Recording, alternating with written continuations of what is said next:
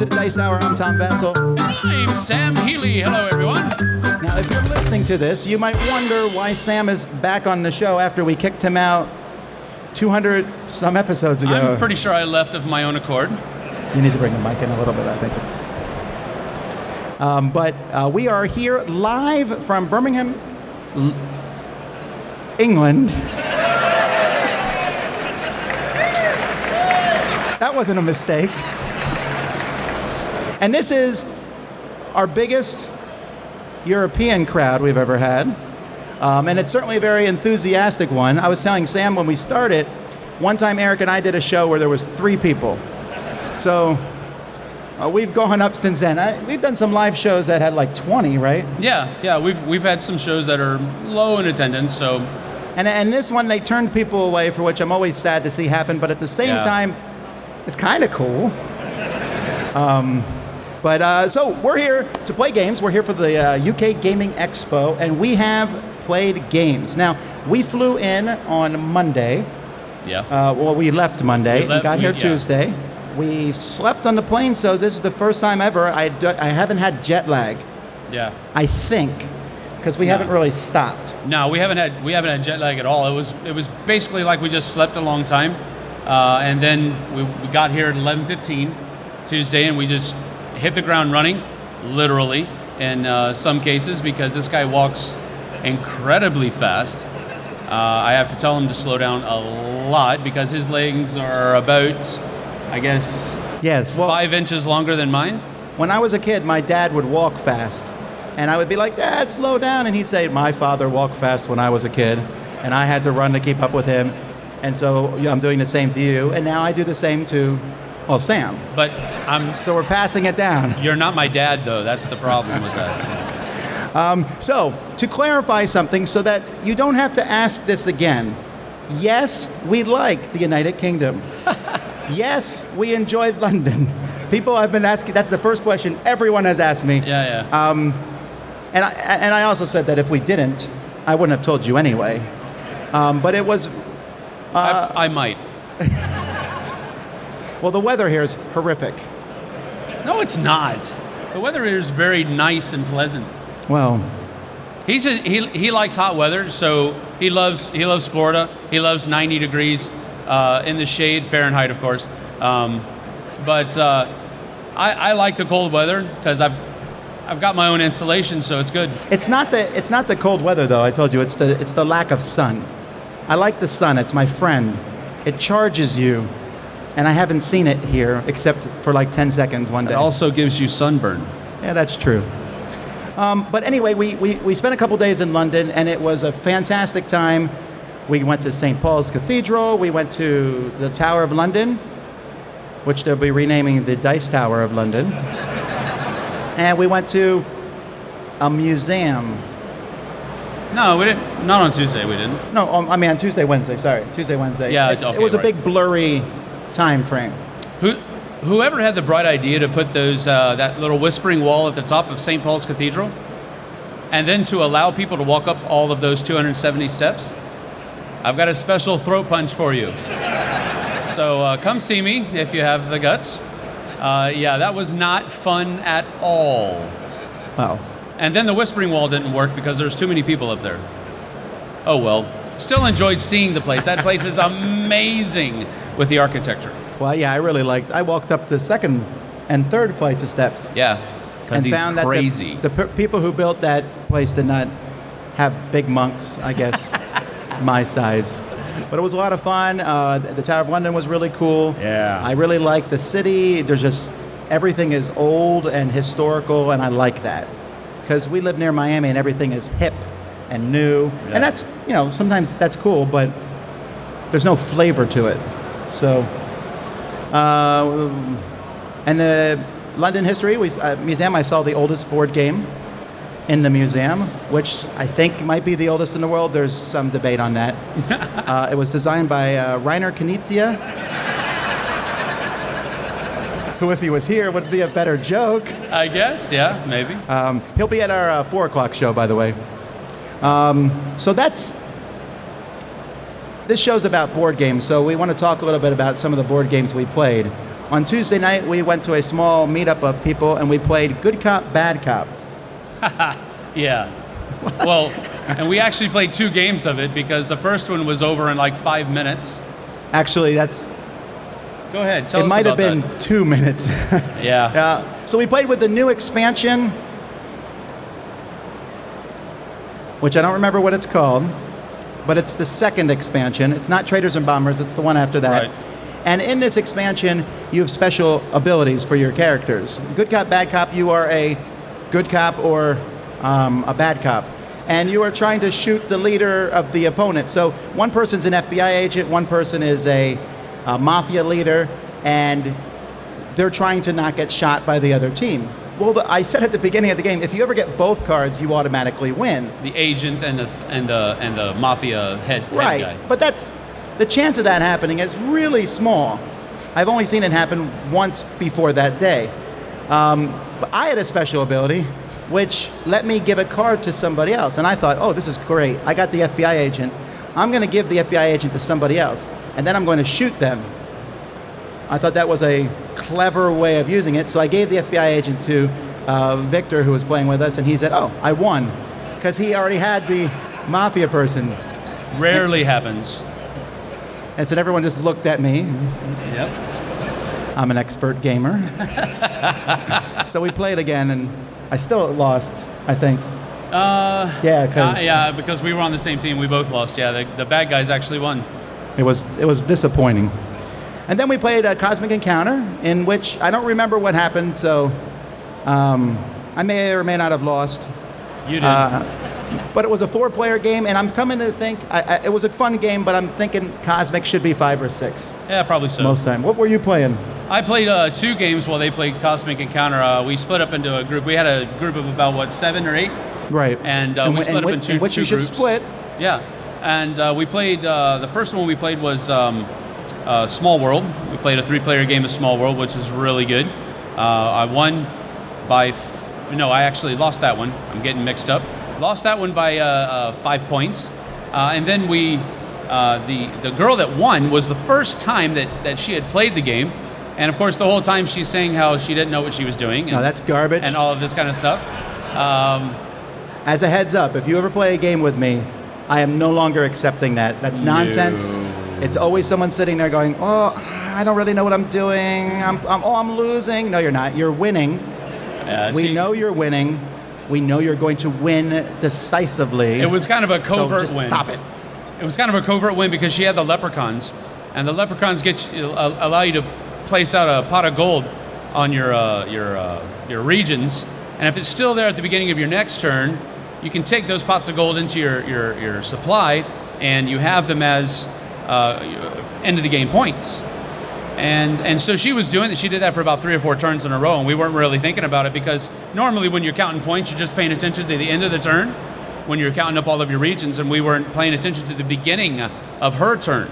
So she was getting points on both sides. We didn't really realize it, and me and another person, we were like, okay, well, which one of us won? We weren't even thinking about her.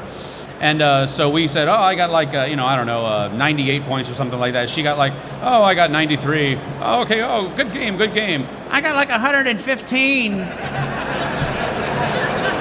Okay, then, you won. Great job. How did that happen? That kind of thing. So we played that. It was a great time. We also played the Ticket to Ride version of UK, the new UK maps that came out that you have to has almost a tech tree in it where you have to start and build your company to where you have more ability, go further and go across, have ferries and that type of thing. And I was actually able to get the Southampton to New York route done, which gives you a base 40 I'm looking for points. that train line here. That would be a lot easier for us if that we would could be just very simple. ride to New York. It is a ferry, though. I guess that would be a long boat ride. It would be. We wouldn't get back on time. But that was a very good game as well. It's quickly becoming one of my favorite maps to play Ticket to Ride. Ken, if you want to come up here. Now, while Ken's coming up, we do want to give a shout out to our 2 hosts. Sam and I were both here. They're both in the second row here. If you guys raise your hands. Yeah. They are great examples of London hospitality. Very, Very much so. generous, and we really appreciate that a lot. Please go ahead and stand up. Victor and Campbell, go ahead and stand up. I'm going to ask you to do it. Yeah. Everybody give them a hand. Thank you so much for your hospitality. except in board games, they were slightly less hospitable, very, very rude and attacky, beating us. But yeah, it was really great. Everyone, like I said, everyone's always asking what's going, is everyone being nice? And people are just nice everywhere, which is, it's something that is really cool. It's like that in America in the South. Maybe not so much New York. So in New York, if people say hi to you, that's like hugging them here. Anyway, Ken, welcome to the show. Hello, thank you for having me. We're going to let you introduce yourself and tell people who you are and why you're here. Okay, well, my name's Ken Boyter, and I am the host of a YouTube channel. It's a review show, and we cover all things fantasy. It's called the Bottled Imp. All right, so everything fantasy. Now, some questions. Is King of Tokyo fantasy? Well, this is the question, isn't it? If it's got monsters, then yes. Yeah! Because they don't exist in real life. Is Star Wars fantasy? Well, there you go. Now, that is a clever crossover, because it's sci-fi, because it's in space, but of course, you've got the Jedis and the Force, which is magic, it's mystical, so it's kind of a bit of both. Is a fun Euro game a fantasy? Well, if it's Lords of Waterdeep, then yes. Wow, you don't like Lords of Waterdeep? I do like that, but Champions of Midgard, that kind of kind of does it for me now. Yeah. Super, yeah. Good job. So you've been here a couple days or a day and a half now. Yeah. What has struck you as amazing and spectacular? Well, I just think that, the crowds, obviously, because it used to be over at the Hilton, and so just to see the venue in all one place is amazing. And just the amount of stalls that we've got here and the amount of publishers that are here. And I'm very impressed by the huge steam-forged figure. I don't know if anybody has seen that. Yeah. The big sort of massive statue of a knight. It's really impressive. But there's lots of great games out there. The thing is, we've got a stand, and we haven't really been out and about looking at things yet, so it's a bit frustrating. But we've got I've just released a book, and my illustrator, he's coming along, Rich Nan, he's coming along, and he's going to be manning the stall for us. So then we'll be out and about playing the games, doing the demos, doing some interviews, that kind of thing. So have you played any, you haven't played any games? I've not played any. I was jealously walking around the Hilton last night, going, I want to play that, I want to play that. So definitely tonight I'm going to be playing some games and hopefully doing some demos as well. All right. Yeah, He's a published author now, though. Yeah. I just had a book out. It's called The Legends of Grimace Ironblood, and it's a fantasy, epping, sprawling poem verse book for children. It's got over 50 illustrations, and it's like Beowulf. So it's a big epic verse poem fantasy spectacular. Happy ending? Well, you have to read it to find out. All right. Okay, so if people want to find you on the internet, where would they go again? We have a website, it's thebottledimp.com. We've also got a YouTube channel, and we're on Facebook and the usual social outlets, Well, thanks so much for coming on the show. Thank you so much, Tom. Thank you, Sam. Thank you, Ken. Enjoy the rest of the day. Right. I guess at this point I should say that we will be taking questions near the end of the show. Right. So you could start thinking of those now if you want to, because usually when we do this, people are like, but I warned you now. All right. After we were done with London touring, we went to see a game cafe because, well, you should, right? Wherever you go. So we went to Draughts. Draughts. Which is somewhere in London. People keep asking me where it was. East I don't London. know. That's more than I knew. I just followed the instructions to get there. What? Hackney? Okay. She's like getting mad with me. He's like, Hackney! Come on then! So this is a board game cafe unlike any that I've seen before because it's built under a train station. It has like a curved... If you feel like you're, in a cave almost. Like a hobbit hole almost, like a nuclear shelter, almost. Okay, well, my experience was a bit more charming, I suppose. So they had a lot of games there. They have extremely friendly people teaching games. Very much so. Very much so. So we weren't there for a very long time, but we were able to play 2 games. We played Imhotep, which is nominated for the Spiel des Jahres. That was the first time you've played it. Yes. And it is literally a cube pusher, but it makes sense. It's not just cube pushing. for the sake of cube pushing. It is you're actually building things and building pyramids with these cubes, and probably not my cup of tea, so to speak, but it was a decent game nonetheless. Yeah. That's high praise. I'm really liking this game. I haven't decided whether I'm going to keep it or not. It's kind of because it's a really great family game, and it's a little more vicious, especially when playing with some people, than I had anticipated. But it's really good, and I think it has a lot of replayability. And I'm making the call. I think it will win. Not because I think it's better than Codenames, but I think it fits the criteria of the award the best.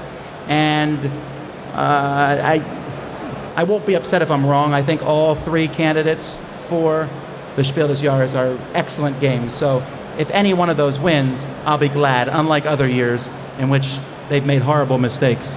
I think if Codename wins, it'll fall into that last category you just mentioned. You're like the only person here who doesn't That's like fine. it. I don't care. I'm actually rooting for Imhotep to win, or Karuba. I'd like Karuba to win as well. I like that game a lot better. Both of those better than Codenames, but to each their own. So then we played Le Havre, because I always try to sneak that in when I can. And we were down to 3 players, and Le Havre is a great 3-player game. We did not finish it. Had we finished it, I don't know who would have won, because you were winning by a mile. Yes, I was. But you had run out of food. I had. So I think I was going to win. My workers were tough, though. I feel pretty confident on that. They could just eat leather. It would have been fine. So it was a good game cafe. A little noisy.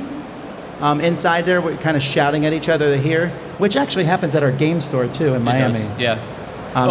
I think being underneath the railroad station and kind of the cave-like atmosphere, the acoustics probably promoted the loudness a little bit more than it probably should have. If it was a little bit of a bigger space, it probably wouldn't have been that bad. But all in all, it was not a bad experience at all. And they have a good selection of games, so if you're around there, check it out.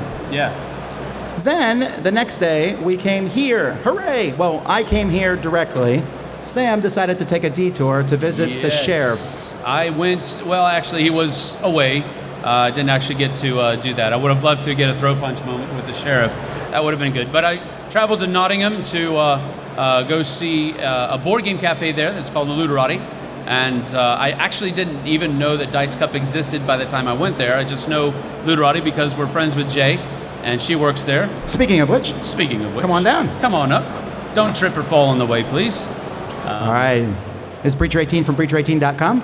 Wow, you did it to her live. I'm sorry. Right, okay. I think I'm slightly too short for this. Oh yeah, well, bring it in. Speak right into it like you're kissing it. So say hello, Jay. All right, so all right, good. I'm out of this one. It's all you guys. All right, so Jay, you are the senior board game expert. I am senior of no juniors, yes. So Okay. I'm essentially the only board game expert there. All right, so tell us what you do at Ludarati. Play games. Yeah. Basically, my job revolves around introducing games to new gamers, so people who haven't necessarily got that board gaming or hobby board gaming background, sort of easing them into it, suggesting games for people who are stuck, helping them with the rules, that sort of thing, and then ordering games, keeping on top of trends, watching reviews of, decent reviewers. And so you're very much like a board game curator almost. Yeah, it does feel like that. It's almost like a librarian kind of role, but with board games. So yeah. So talk yourself up a little bit. What all? I mean, you've already told me, so I'm kind of softballing this to you. But how do people get involved at your store? What kind of stuff do you guys do to help your clientele, that type of thing? We do a loyalty card system, which is free to sign up, and you get discounts in store, whether it be on food, drink, or actually games, in terms of purchasing them from the retail side of things. Right. We have games labs, so you can book onto them, and again, they're completely free for members, and we just take them through a game. So they'll have a look at what's out that week. They'll say, okay, I want to learn Catan or Ticket to Ride or something like that. And then they'll come in, we'll sit them down, go through it with them, and that's completely free. They don't have to pay a table charge or anything like that, and they go away, hopefully, having learned a new game liking it and maybe even buy it in the store. So yeah. That's good. But you're also breacher18.com, right? So Yes, thank you for mentioning that. Oh, what's yeah. Yeah. Every time you send in I'm just saying this, we're being totally honest here. Every time you send in a segment, we listen to it, and then Z and I both go, it's breacher18 and breacher18.com. Like that, and we do it back to each other like 2 or 3 times until Tom tells Then us I to say, shut knock up. it off. We have work to do. So it's great. We enjoy it. We enjoy it. Thank you for enjoying it. You're also going to be on a new show that we're starting up. Yeah, I mean, Tom asked me to do a segment on Board Game Breakfast, and I just said, he wasn't big enough for me, so Right, yeah.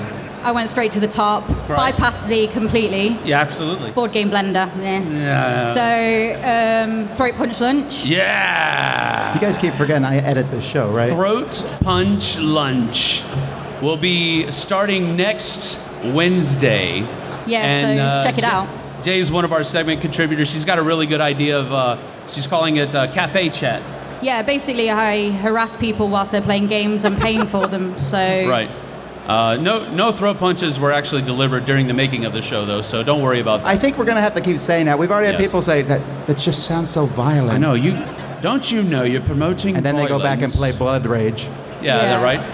Let's go have a game of Cash and Guns, yeah? To be fair, I played Small World against Sam, and I think I actually came across more violent than he did. No, I think Becky was the most. Yeah, Becky's a feisty barista at the cafe. Yeah, she is. And she's kind of like new to gaming, and I'm introducing her to new games, and she's really taken to it.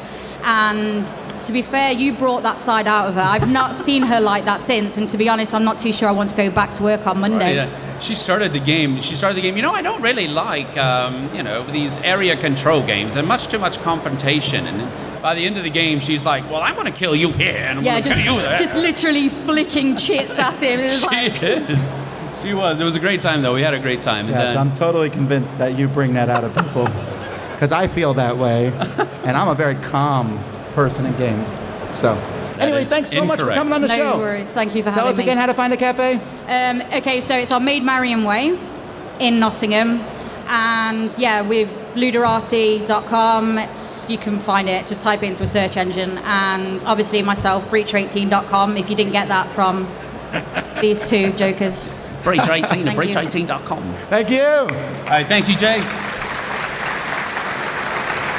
So she was super helpful. I showed up in Nottingham and at the train station, and so I walked out, and so I'm standing and there's like nobody around. And so I get on the phone and I'm like, okay, I'm here. Where am I supposed to be? Do I walk out? What was it? Service Street or something like that? Station Street, yeah. So I saw a sign, go to Station Street. That sounds right.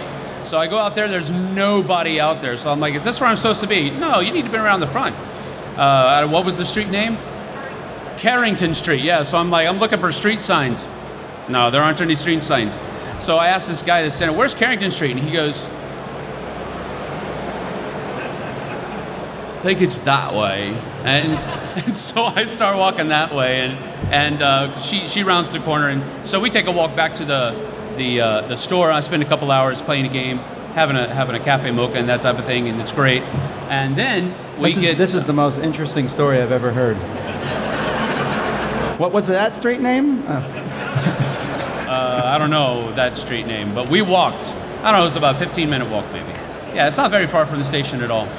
Very pleasant, straight through the center of town, and we had a great time. And then John Carter from Games Workshop showed up.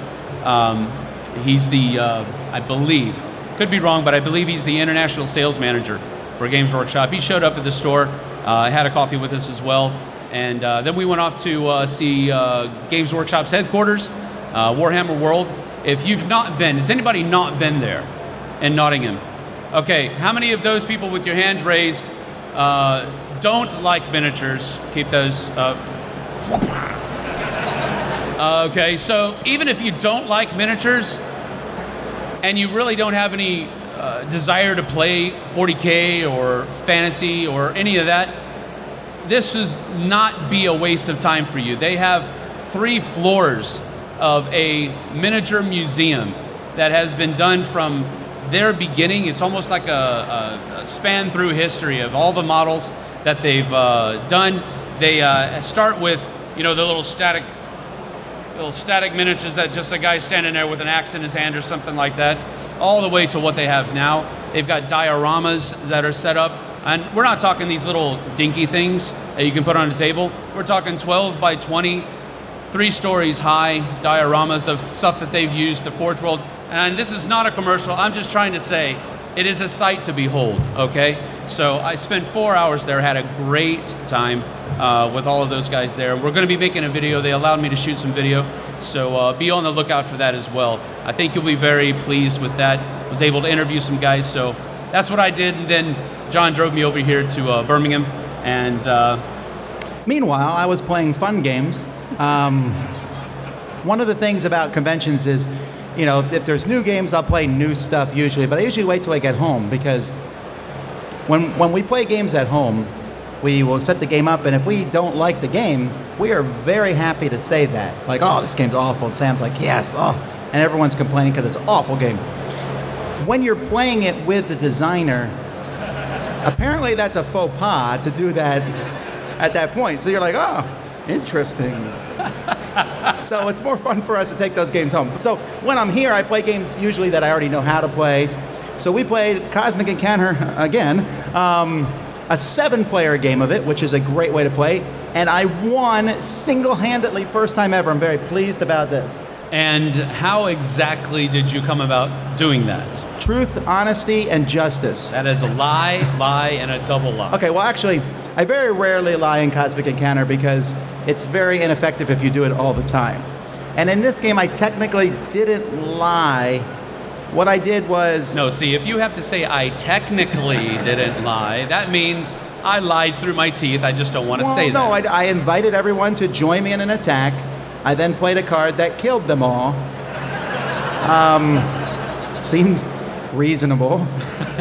And then my next attack, they all banded against me, but I had saved up enough cards. I was playing the pirate, and so... he had a 4x kicker that won the game for him. That's basically what he's saying. That's the way it works. Yeah. So it was very... Look, sometimes I win games because that's just the way the dice roll. Sometimes I win a game because of different things. I won this game because I played it well. All right? I don't often say that, but also there was new people playing. Karuba, I haven't played Karuba. Sam and Z played it. It just didn't cross my path, so I had a chance to play Karuba. I really like it. It's a little bit solitaire-ish because it's basically bingo. It's very similar to a game I've always loved called Take It to the Limit, Take It Easy, which is also here, British design. And I've always liked that style because you can play it with, we could actually bring Karuba in here, give everyone a board, and play it here. And I think if I was that company, I would actually do that. I would have like 1,000-person game of Karuba because why not? And it's a fun game. I lost though on a tiebreaker. Really? Yeah, it was a 3-way tie. Yeah. And then it's the most tiles on the board, which I did not know was the tiebreaker. So I would have played differently and lost. Yeah. And then that night, Sam and I had a chance to play Scythe. Scythe. Scythe is the new Stonemeyer game that has occasionally been mentioned on the internet this year. Yeah, just off and on, here and there. And so, my concern was, when people were talking about Scythe, I was like turning it off in my head because I was worried that the hype would be so high that by the time we played it, there was no way the game could live up to the expectations. Right. And I think that's going to happen to a few people anyway, because there are people who are acting like this game, when it shows up, their cancer will be healed.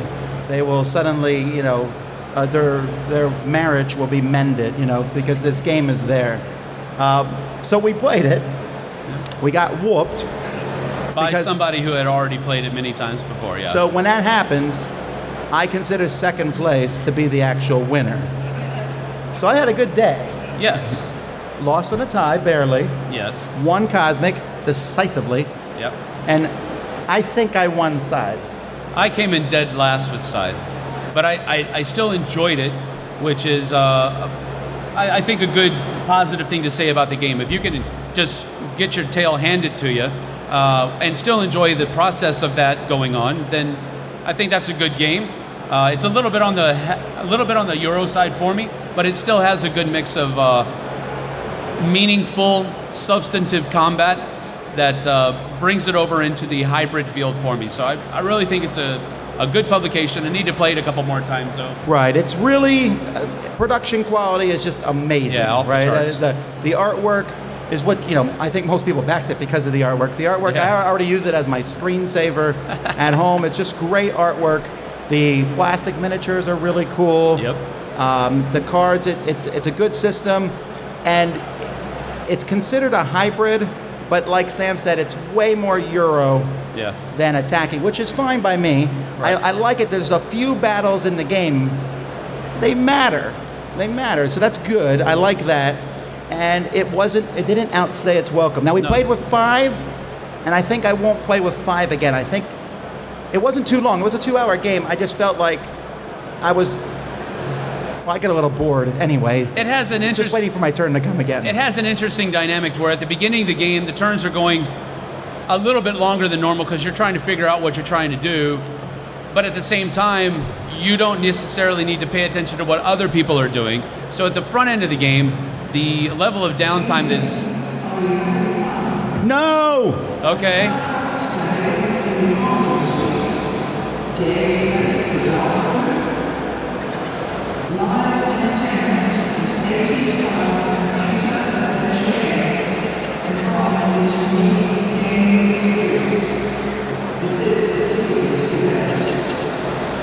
Thank you.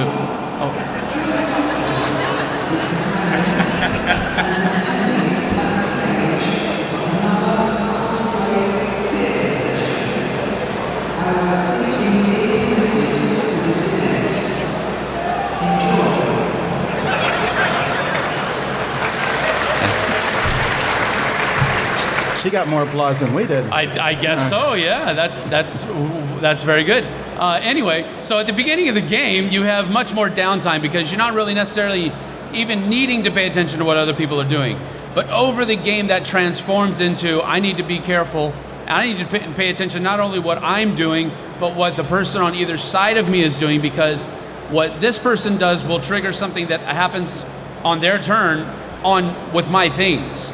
And when I do something on my turn, it might trigger things that happen on their side as well. So as the game evolves, you're actually paying much, much more attention to what everybody else is doing. At the beginning of the game, I was like, wow, I hope this is not going to be like this the entire time. And thankfully it didn't. By the end of the game, I was very engaged and of course still not doing very well, but very engaged and having a good time. But you built all the mechs. I You had did. a massive I was the army. first to build all of my mechs. So And then we turned those mechs into farming machines, apparently. tentatively, I really like it. Yeah. I would, if someone had it tonight, I would play it again. I'm that jonesing to play it. I think it's a very interesting system. Yeah. My tentative rating is like an 8 right now. I think Yeah. it's really good, and I think it's going to be in the top 10 at Board Game Geek just because people are going to have to justify the money they spent on it. But I think it's going to be liked by many people. It's going to hit a sweet spot with a lot of people. Yeah, And I would like to try it with 3. I want to see how that would work. I think Yeah. it'd be really good. I'd definitely give it probably a strong 7, if not a 7.5, something like that. Not enough blood. It was very good. Oh, there will be blood next time. Yes. I determined next time we play all-out warfare. Now that I know what I'm doing, Right. people are going to die. All right, we're going to have Luke join us now from the Broken Meeple. All right, Luke. Now, Luke's show has been out for a while, so we accept this. However, if you are starting a new show, do not use the word meeple because it's been done. All right? Yes. Pick a different piece. Call yourself the Ugly Cube or something like that. Oh, and also we took dice, so don't use that either. Welcome to the show, sir. Thank you for having me on. Tell us a little bit about yourself and what you do. By day, a chartered accountant. By day, also a board gamer, and by night, a board gamer. But you mentioned the Broken Meeple name. I wanted to choose something that was unique, but pretty much every good name had already been taken, mostly Yeah. by all you lot in America. Like you have got all the best names it's blaming the for all country you now? podcasts. It's our fault. But it came about because I had an old copy of Spirium. You remember that Yes. game from a few years back, and we were playing it. Got all the components out, and someone had said like, oh, you've got a broken meeple there because one of them had the leg chopped off, or sorry, in post-production. And I just went, yeah, that'll do. We'll go with it, and it's just run ever since. I broke a meeple once with a hammer. Well, that's just me. It was an accident. But then it's kind of like saying I hit you with a car, but it was an accident that I broke your leg. Yeah, but you submerge meeples in milk every Monday morning, so it's, your cruelty to game components is widely It's good for the known. skin. It's good for... Well, no, I'm serious. My meeples have a shine on them. So you have a podcast that you do, and what's it about? What's different than every other podcast? It's a solo podcast it concentrates mainly on top 10 lists and gateway games, because a lot of the times I'm teaching either friends who have not played games very often, or new people to the hobby, especially with a couple of local board game cafes that have started up. And I always enjoy when you teach someone new games who have only seen Monopoly and all the mainstream stuff from the 80s, and then they're suddenly opened up to this new world. But the podcast itself, it gives a few first impressions of games I've played. I'll discuss some major topic, or what I've done recently is a one more game segment, which is something that I've owned for a year or two. I go back and revisit it to see whether it still holds up. And a top 10 list at the end, because I kind of... That's original. Yeah, I know. It's not original, but I'm obsessed with them. So I always have to make a list for everything. It's similar to... I'm right there with you. Yeah. I've already made a list of the top 10 people I've met here. The top 10 English foods we've had. Actually, I do actually do that for real. He does. Yeah. I'll go home and be like, I'll tell my wife my favorite meals in order. So yeah, we're not going to ask what rank we came, but... All right, so gaming. Have you played a game here that you think is fascinating? Well, I did play Scythe earlier, and again, I'm sort of with you. About a rating 8. It was really good. We did 4 players, and I do like how it evolves, and you have got unique player powers, unique board setups, the works. And Stonemaier hasn't really put a foot wrong for me since. The main event that I've done recently was a demo out there with Pegasus Spiel and the design for Mega Civilization, as well as a full 6 to 7 hour How game are you of that. here? This was yesterday. So. Oh, did you do anything else yesterday? A little bit of shopping, but no, not a lot. I mean, that took up a lot of the day, and Mega Civilization, if you don't know it, if you look at it out there, you can see it's plainly a gateway game for small kids. Ages 5 to 18, or is that the player count? Yeah, that is the player count, actually. It's a bit extreme, comes in a briefcase that seems like you should be taking it on holiday with you, and it's not bad. I played it for 6 hours. It was getting a little bit long, especially at 1 o'clock in the morning.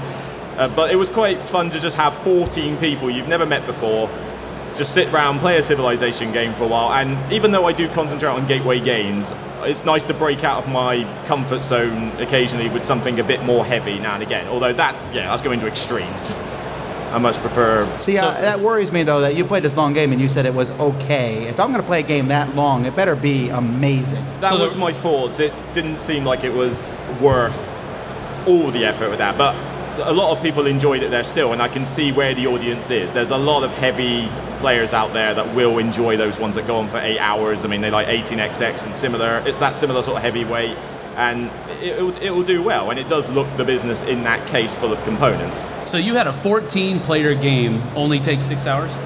Yeah, Did you finish? We did finish. Okay. We started around 7:30. And were you playing a short scenario?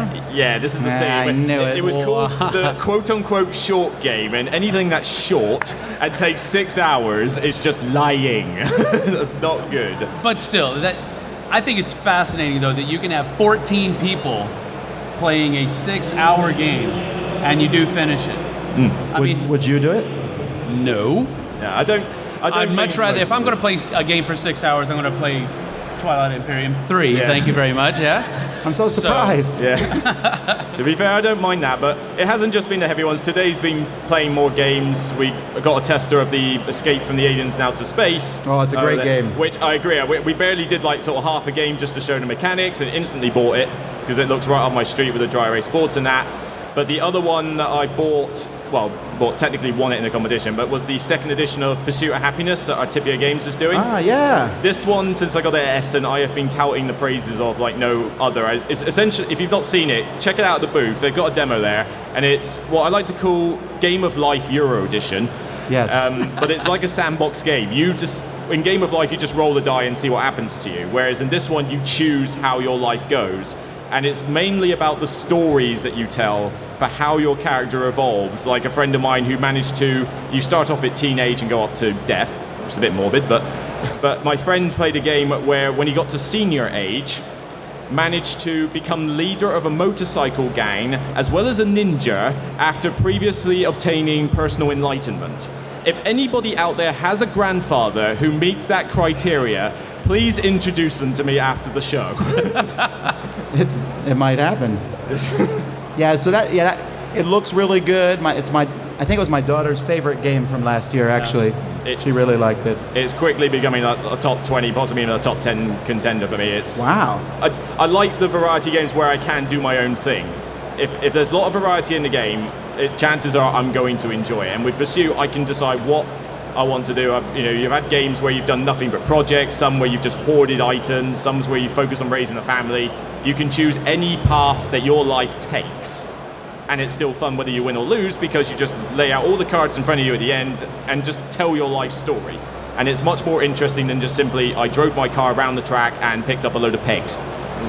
All right. Well, once again, how can people find you? You can find me on, well, you can check out the shirt if that helps, but on Facebook, just search for The Broken Meeple, on Twitter, @The Broken Meeple, or my website at www.brokenmeeple.blogspot.com. Basically, just find me anywhere on social media and I'll be around. All right, thanks so much. Thank you very much, Up.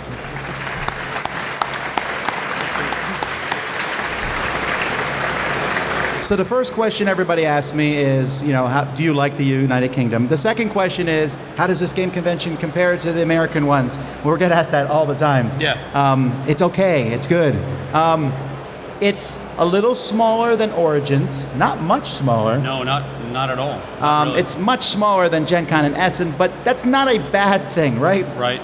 Gen Con and Essen are wall-to-wall people all the time. It's a completely different bear. Yeah. Right. It's just a different thing. So, in short, really enjoyable here. I really like there's a good selection of booths, a lot of indie games, and you got Asmodee. There's game accessories. I bought my dice. Very pleased. I got a 60-sided dice. Very practical. I'll never use it. I got a dice with a lobster on it because we live in Florida and I love lobster. I got a color die. Not sure. Okay, never mind. I got a 9-sided die. I'll find a use for that. A die with the 10 Commandments on it. And the guy selling it to me said, I'm not sure which one will I break today? That's what he said.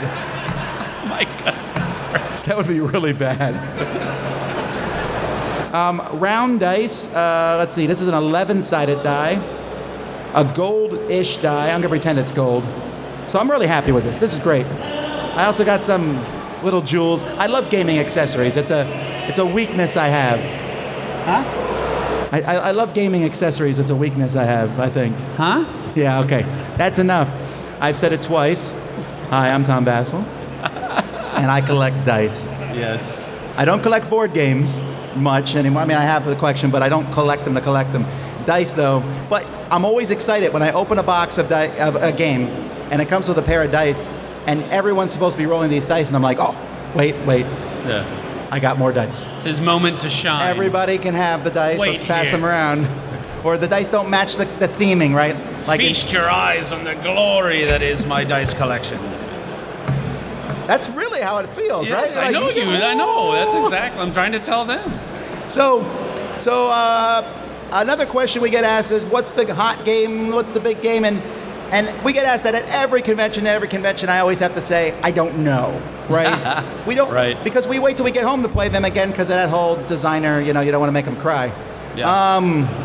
Or it just also, we don't have a lot of time to play the new games at conventions. Right. So we've seen a couple cool ones. Is it Ice Cool? Ice Cool, yeah. With the and it's one flicking word. penguins. Oh. There you go. Thank you. At Flicking Penguins, I love flicking type games. We played another one called Sumo Jam. Sumo Jam, yeah. It's again, you set your dice up and it's almost like a crokinole type game because It's crokinole mixed with tumbling dice. Yes, because you've got a little circle in the middle of the board, and you're trying to flick your dice into that circle because you're trying to get them to not score you any points at the beginning of the game and then score points on the other beginning of the game, and you're supposed to get the most points altogether, and how many pips are on the die, or how many points you score, or negative or positive, depending on what round you're in. But it's really cool. Dexterity, getting it into the hole, and then you can knock them off the board on the second round. It's really fun, actually. See, the thing is, when we come to conventions, the games we talk about are the ones that you can play in 5 or 10 minutes. Because that's what we play. Right. We go through and we're like, oh, can you give us the 2-minute pitch? Because, and listen, because this is a public service announcement. Oh. If you're a designer or a publisher, you need to be able to explain your game in 2 minutes or less. You absolutely have to be able to do that. And you don't tell me, oh, this card, and they're like searching through a pile of cards and show me a card. Oh, this is really cool. Because you want people to be able to play your game. In today's society, everything is fast and quick. And you can argue and say it shouldn't be that way, but it is. That's true. And I'm bored after 3 minutes. So 2 minutes. And so these Isn't little the games. average like 6? Isn't the average like 6 minutes of Here, bring the mic in a little bit so that it picks up. Yeah.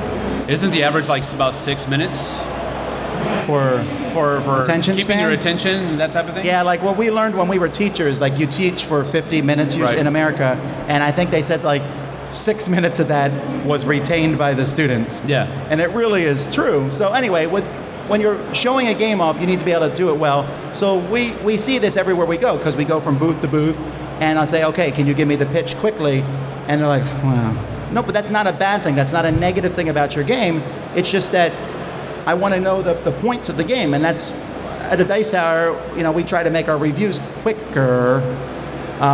Some of us for that same reason, because if it takes a really long time to explain, then I'm thinking, oh, it must take a really long time to play, and it must take a really long time to understand, and it's more complicated, and so I'm getting off topic here. Yes, you are. Hannibal, Rome versus Carthage. Yeah, I actually saw a reprint that's coming out for Hannibal, Rome versus Carthage. Carthage. Carthage, I believe by Phalanx Games, and they have done It's the 20th anniversary. very good job. Yeah, 20th anniversary edition. They've streamlined a lot of it. They've taken out a lot of the DRM charts and all of this kind of stuff, and streamlined and modified it to where it plays a lot faster, so you don't have to take time going to this chart. Okay, well then I have to do this, and then I go to this chart, and I have to roll this. What do I do? They've taken a lot of that out, and then they've also provided better. They're going to have Kickstarter, what do they call stretch goals, for actual plastic miniatures for the game, which look amazing. If you go over there and stop, take a look at them. They have great detail and so forth. So if you don't get that stretch goal, they still have these laser cut wooden standees that will take the place of the cardboard ones from the old game, which for me is another improvement. So it looks like a really good reprint. Hopefully they get it going very well. And you mentioned Project Elite. Yeah, Project You saw Elite. that one? I've seen it only, and I got the 2 to 3 minute spiel during the press event on Friday morning. But I'm going to go by there later on this afternoon, I think, and actually get a demo, sit down and play through it as well. I have actually gone through a demo of a smaller game called V Commandos. It's right back here in the back corner of the hall here, and the guy's name is Tabode. He's the designer of the game, and it's going to be set to release around September or October. But it's basically a World War II era game where it's Allies versus the Germans, of course, but instead of being this game where it's just go in and shoot everybody that I possibly can, you have to remain in stealth mode, and you have to remain quiet, try to remain unseen, because you're a spy trying to get into infiltrate this camp and do these 2 objectives that are on the board, and there's different scenarios that you can go through. It's a cooperative game for 2 to 4 players. I've really enjoyed my demo of that as well. So if you have the chance, stop by and give him a chance to show you his game. Now, a lot of the questions we get asked, do you like UK? Yes. Is this gaming convention good? Yes. Did you eat fish and chips? Yes. Yes. And were they good? Yes. Yes. Okay. we're very happy that you have not been asking us like questions about U.S. politics, because that's just you know. Anytime I go overseas, people are like, "Tell us." I'm like, I don't want to talk about that. But the news. Does the news work with gaming? So what? This is a good segue, right? Yeah, maybe. Right, I think it is, yeah. Playing the News is a new segment that we have on Board Game Breakfast, a show that comes out every Monday, Tuesday of next week. So why don't you introduce yourself and tell us about the news? Yeah, well, hi guys, my name is Dave Luza, and I make a segment for Board Game Breakfast, Playing the News, in which I look at the news and see what game comes to mind. And that's what I did. That sounds like it could be a dangerous thing to do, though, right? Because the news is not always... No, that's right. And then the first thing you told me, please don't make it political. Yeah. I started making I made a demo for you where I looked at the candidates for the presidency in America. To that end leads madness. Yeah. It really does. And so, right a few hours ago, someone asked me, "Oh, the next game is going to be Zularedo for the guy, the kid that fell in with." So no, I'm not doing. I'm not touching that. Oh man. Thank you. Yeah. So I try to keep it, upbeat and nice and fun. So what have you found here that's excited you playing games? Well, I was playing Beyond Baker Street with the guys from Shut Up and Sit Down, coincidentally. And Beyond Baker Street is a game, they don't want to say it's like Hanabi, but it's like Hanabi. Yeah. But you work toward to solve a crime before Sherlock Holmes gets to solve the crime, which I think is a very nice idea. And you've got different difficulties, so if you have played it more often, it gets more difficult. And I really love to play that. And I was looking for a game Sam made a picture of yesterday, and he told me about V Commandos. Did you find it? Yes, it was right next to V Commandos. So No, it was. It's called Super 11.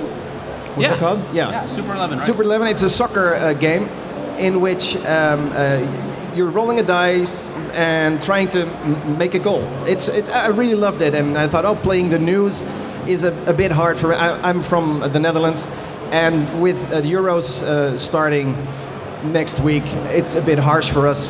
We're not in it. But I thought, okay, maybe a soccer game. Come on. Aww. Yeah. Well, you're nice. I live in Germany. I hear it every day. Complete with songs to it, and yeah. So yeah, that's two games I really like. I think we saw 4 or 5 football games there. Yeah, they were lot.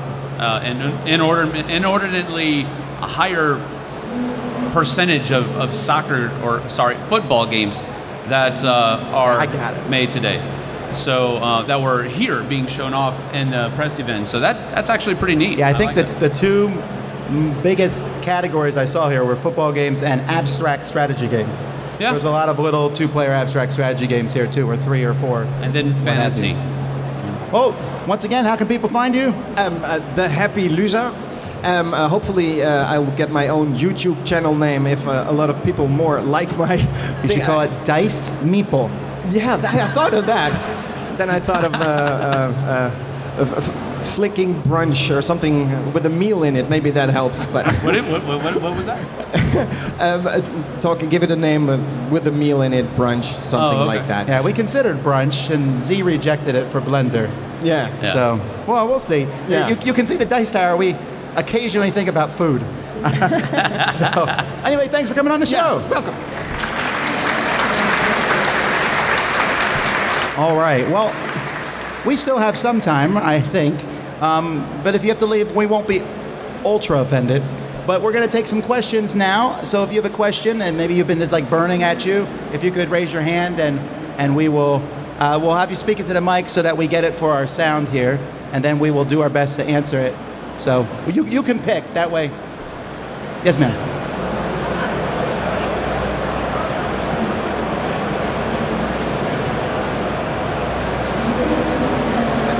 Hi, there's a lot of really good IP-based games, particularly Star Wars, Games of Thrones, Aliens. Are there any IPs that haven't been used yet or very underused that are particular sort of favourites of yours you'd really like to see? IPs that we would like to see in a game that aren't being used. I know it's an old movie, but I still want to see The Last Starfighter as a board game, because that's just a great old movie that I think could be made into a board game. Yeah. Right? Yeah, they definitely, we take one IP and run it into the ground. This year, that IP is Star Trek. Oh my, so many Star Treks coming out. Yeah. And I mean, I'm not opposed to that, but I'm always excited when I hear of something new, although my first reaction to any new IP game is negative, because I assume it's bad. There's, not pointing fingers specifically, but there's an IP here that I've never seen in a board game before that seems cool, but the board game does not look that good. But I could be wrong. That's why I'm not saying the name of the game. But, oh, wow. See, that's the thing. I'm not a huge fan of, I mean, except for Star Wars. Yeah, okay. I'm a Come huge on now. Star Wars fan. Yeah. And Lord of the Rings. Yeah, I am. But even still, I mean, I like certain games. I don't like every game that has the Lord of the Rings stamp on it. I don't like every game that has this, well, close to every game that has a Star Wars stamp on it. But there's a lot of stinkers from a few years ago that That's I true, don't but it is necessarily getting like. better. Nowadays, Gale Force 9 does a good job at Yeah, bringing that's IPs to true. life. That's true. WizKids is okay at it. Oh, I know one, Mad Max. Mad Max would be really fun. There's some old games that take that, but there's not many. It's not a direct IP, but there's one that's just right down. It's like Devil's Road or something like that. Yeah, very that's similar true. to that. I'm okay if you have a game and we all know what the IP is and you just changed it. Right, I'm right. cool with that, you know. There's some Right. people out there, Herbert Estate, who won't let people use their IPs, and so we're just going to copy them and call it something else. Right. Yeah. So I guess to answer your question, I don't look for IP games, I guess you could say, or games that have a specific IP, intellectual property on it. I just look for things that I think are cool, and if that's an IP, great. If it's not, I'm okay with that. That's two. All right, any other questions? Hi, Tom. Firstly, I want to say thank you for coming to the UK. We're really pleased you're here. Secondly, I wanted to ask you, I've been gaming with this chap here on my right for almost 30 years, and he has this penchant for rolling sixes in almost every game we play. How do I get around that, please? Well, Start using 5-sided dice. do you believe cheating is involved? No, so it's just happening. What I do is when people leave my house, I have a drawer, a jail drawer, for those dice, and they can sit in that drawer until they act appropriately. Forever. But you don't have to be so negative about that. You'd be like, you know what? I got these cool new dice. Let's try these out, and just keep switching dice. That's what I do. Yeah. And if you have to, on the internet they sell cheating dice. Yes. So I'm not recommending that, and I'm not saying I've ever done that. That is an option. All right, any other questions? You've had real success with the Dice Tower Essentials line. I'm just wondering, is there anything you can announce, anything you're looking out for to add to the Essentials line? Yeah, with the Dice Tower Essentials, Sheriff of Nottingham has been out for a couple years now, and Onitama was just released. At Origins, Royals will have a few copies there. So Royals is out there. If you haven't played Royals, there might be a couple copies around. I think I forget who did it. Abacus, maybe? I don't remember who did it, the German copy. But there's some of those around. We've changed a few minor things, mostly got rid of cubes, because that's like one of the rules of my games, no cubes, and changed them to little meeples. And so that game is a really cool, fast area control game. After that, there's a party game coming out. I forget the name of it. Oh, wow. Well, no, it's because we've changed the name like 5 times. Okay, It was that's originally Mum's the Word, and I forget the name of it now. Okay, but there's a party game coming out. And the way this party game works is it's like charades in a sense, and you do these charades on the card, and people are guessing what they are.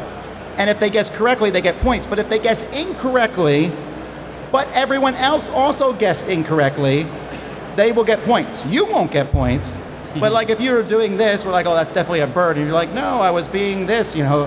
And everyone's like, well, it was definitely a bird. You will get points if you match other people's incorrect guesses. And I thought that was a cool idea. And then possibly at Gen Con, but I doubt it, maybe closer to Essen, There will be a 2-player card game about mechs fighting each other, kind of like BattleTech. It's a fast 2-player. I don't remember what the name of that one is either, because another changed name. That one's coming out sometime this year. A Sheriff of Nottingham expansion might be here at Christmas. I don't know how much of it I'm allowed to say, what's in it exactly, but I know it's finalized. I know it's going to production, but production takes a while. It will add a 6th player, with me saying I don't recommend it with 6 players. But there is going to be a rule in the game where the sheriff will have a deputy, and they're working together to figure out who's lying and telling the truth, and that actually makes the game faster. Right. Because there's fewer turns going around the table that way. So, and there's other modules in it that there's I think there's laws that will be in place and other things that I'm not sure what, so I'm not going to say now, but we'll be releasing more information on that.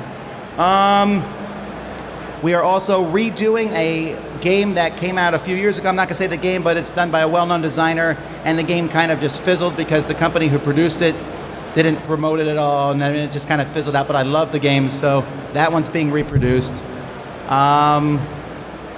That's all I can talk about right now, I think. But that's a lot coming, which is much more than last year, which I believe there was 0 releases in the line. So I'm just happy to have one more than last year already. Right. All right, over here. Hi, welcome to both of you. There's a real fun section here at the Expo with giant oversized games like Giant Pandemic and Ticket to Ride. Is there any particular game you'd love to see in giant oversized pieces and giant boards? Twilight Imperium 3.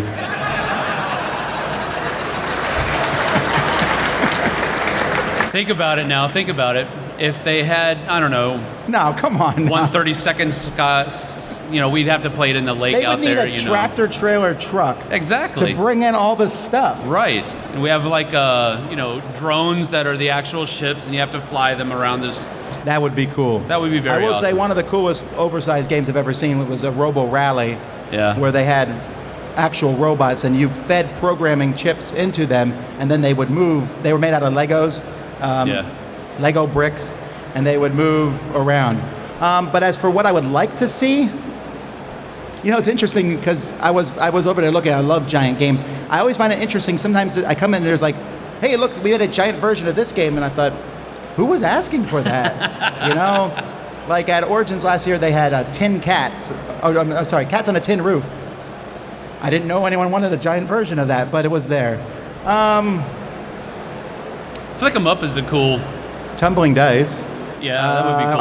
I want to. You have to take a running start and shot put it onto the board.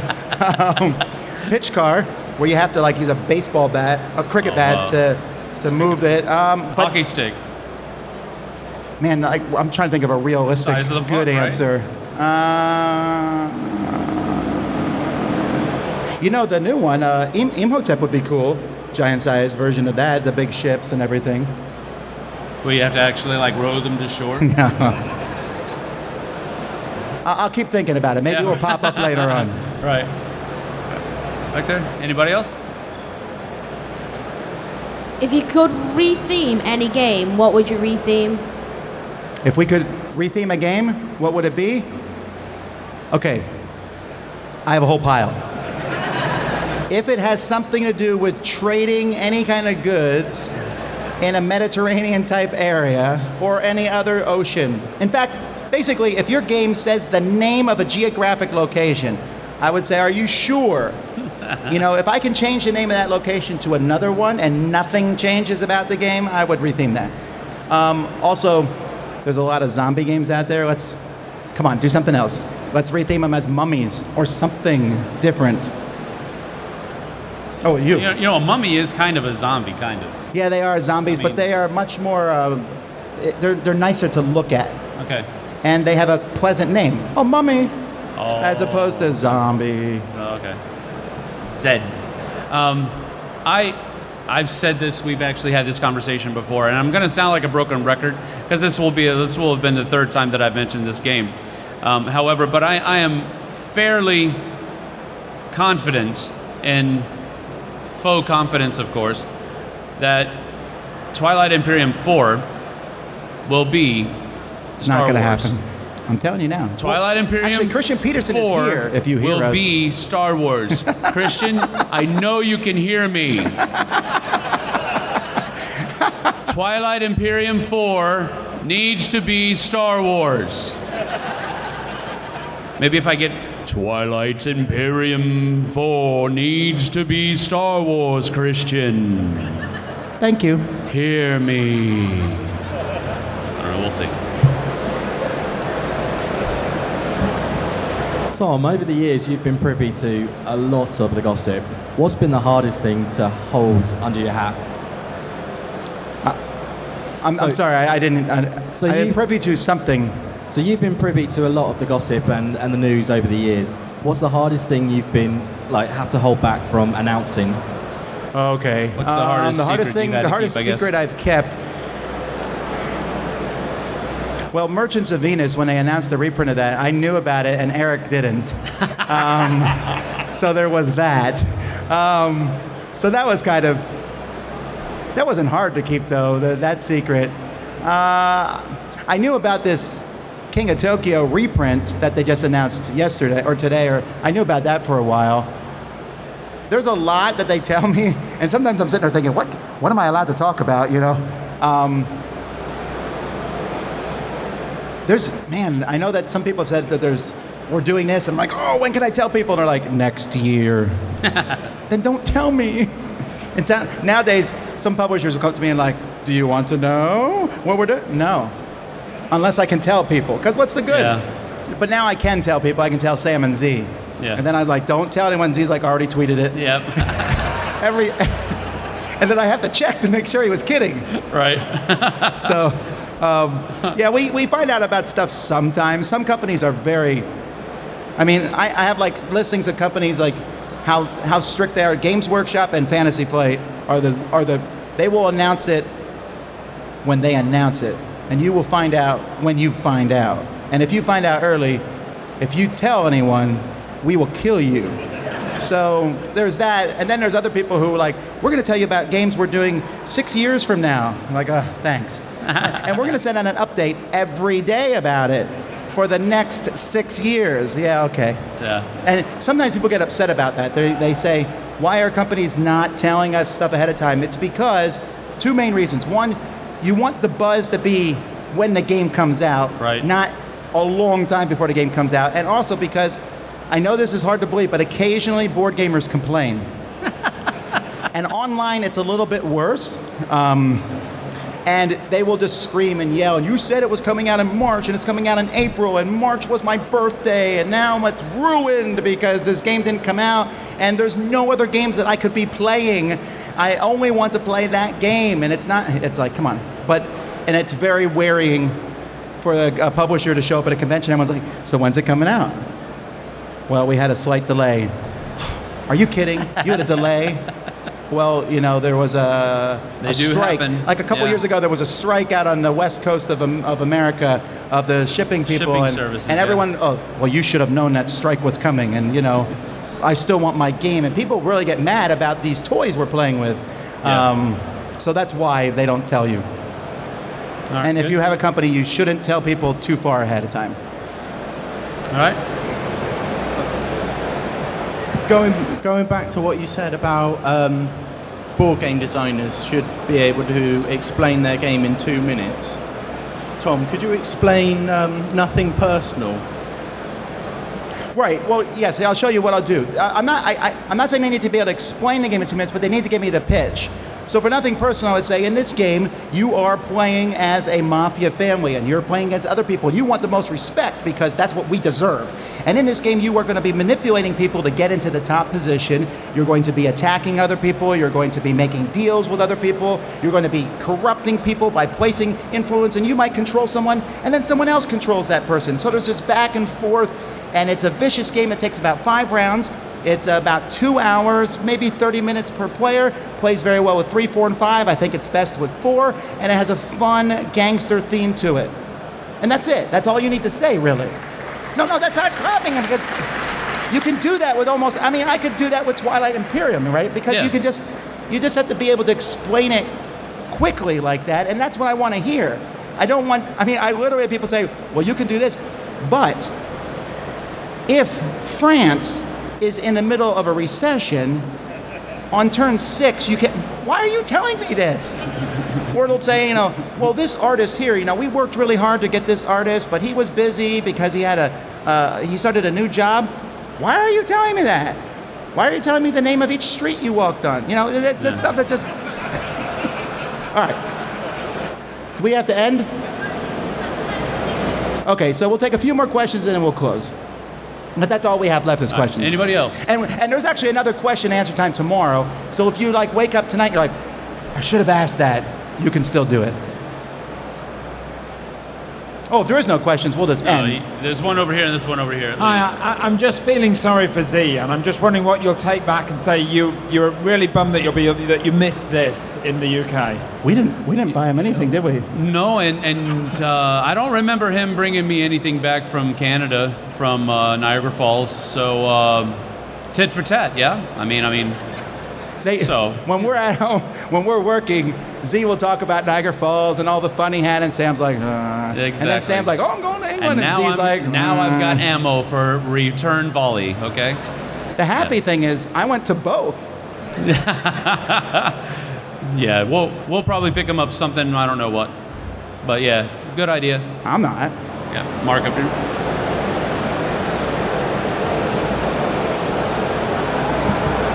What did you think about the Bang court case thing where they lost the thing about the mechanics, the guy stealing the mechanics, and do you think you should be able to copyright mechanics? Oh, okay, yeah, that just... who was the companies involved in that? Yeah, that's right, the Chinese company, and they copied, was it? Bang the Dice game, wasn't it? Or the card Bang game. the Dice game, right. There was a Bang the Dice game, and a Chinese company just copied it outright. They changed the names and everything. They copied the special abilities, and so they were taken to court. I believe DV probably, because that's the company that owns Bang the Dice game, and they ruled that it was okay because they changed enough stuff, and you can't copyright mechanisms. Even the abilities of the characters, they said, were not unique enough that they could be copyrighted. Because the ability might be have one more life. Well, that's in more than one game where you have stuff like that happen. What do I think about it? I think it's good, but I will publicly call out a company who does it because I think that company should be publicly shamed, and the company that did it, the Chinese company, whoever, I don't know who they are, but shame on them. Awful. Don't buy their game. I won't give them any support. I think it's awful. But if we allowed that to happen, everybody's going to start suing everybody because they made a deck builder, and it's kind of like Dominion, and they made it, this game, and it's kind of like that game. David Serlin would go out of business because all his games are basically he takes someone else's game and then adds some stuff to it. And then, he's an egregious example of it to the point where I'm like, are you sure you can do that? But then there's varying steps of that too. Right. So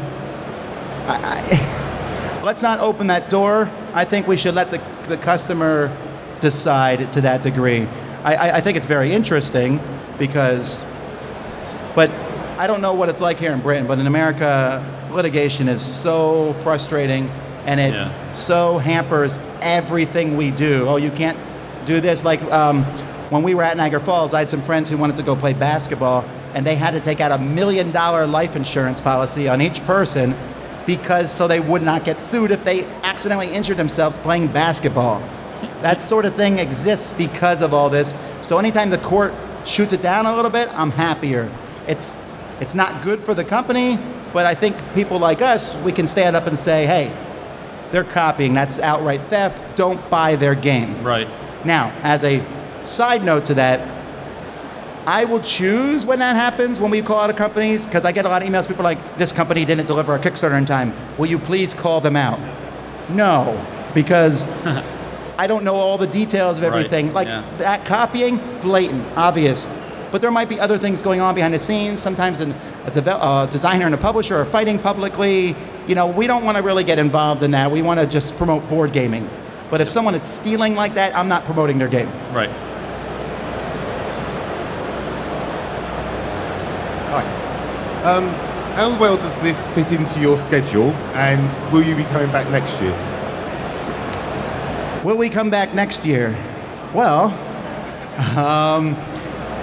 we would love to. Yeah. It will fit into our schedule. Yeah. It is probably more of a financial aspect than anything else. I would love to bring my whole team, most of my team. No, but I mean, would I make this one of the conventions I go to every year if I could possibly get here? Yes, definitely so. This is a big enough convention where they are announcing new product here. There are people here that I don't meet at any other convention. In fact, most everybody here I don't see at other conventions. So it's a unique thing. I get to eat fish and chips. It's just a really great experience. It's just that it's not inexpensive to fly across the Atlantic, and it's, bringing all our equipment and stuff. But we would love to come back, do that announcement for the people listening who run the convention. Huh? Like we would come back, yeah. People who run the convention. The Dice Tower would like to return next year. Just putting that in your ear. So there's your answer. All right.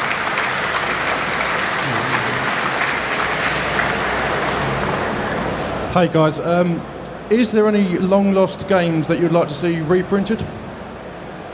No. Really? No, really? Okay. There's some games, long lost is a always changing thing. There's games that have gone out of print 5 years ago that I wouldn't mind see come back in print. Yeah. There's a couple games that are out of print, like Pillars of the Earth, for example, that won't come back in print because of the IP, probably. But for the most part, I think any game that was worth reprinting, that can be reprinted, has been. Yeah. Now that will change. Each year we get farther away from other games, so then probably in 5 years I'll be like, man, I wish they would reprint Ticket to Ride. That's a bad example, but something that was 15 years and now it's out of print. But for the most part, I can barely keep up with new games. And I found that most of the time when they reprint these older games and you play them, you're like, oh, yeah, that wasn't as good as I remember. Yeah. You think they're better. Nostalgia is a very powerful thing. Yeah, that's true. Now, there were a couple of games that have just recently been reprinted, and one's being reprinted right now, that were games that we used to have in that category of games that we wish other people could purchase by a reprint or something to that effect. I mean, Fury of Dracula was one that had a great second edition, my favorite. The third edition has just come out, and they've made changes to it, but it's basically still the same game, but it's a wonderful reprint, and that's good. And another one is Colosseum. We loved the Days of Wonder version. Tasty Minstrel has now reprinted it. They've not changed the game at all. I don't necessarily like the graphic design that they've chosen, but the game is still the same, and I can still recommend it that way. So I've kind of learned over the last few years that be careful what you ask for, because sometimes it might not be given the properness that you want it to be given, but at the same time, it's still a good game, and if more people can get it now because of that reprint, the better. So if a game's good enough, the Vasel law, I guess is what it's been called. Oh, I didn't have to say it. I was about to. Yes. If it's good enough to be reprinted, it will be reprinted. There's not going to be any, shoehorning or pushing to how to get it done. It will happen. Right. There's these news publishers starting all the time, and they're like, oh, I need to print something. Yeah. And they're like looking through old catalogs, and they're flipping, and they'll get this stuff reprinted if it's worth it. Well, folks, that's about it for this show. We're going to be wrapping this up. We hope we are glad you came out to see us here. Yeah. If you're listening to this live, we appreciate you continuing to listen to our show. And next week, Eric will be back with a top 10 and a question of the week in the same episode. What is that all about? Okay, so anyway, until next time, I'm Tom Vasel. And I am Sam Healey. And you've been listening to The Dice Tower. Thanks, folks. We'd like you to the kicker at the end. Yeah, kicker at the end. Final thing. All right, Sam, do you have any other announcements to make before we go for people to hear? Do I have any other announcements? I have eaten black pudding. And I liked it. All right, there we go.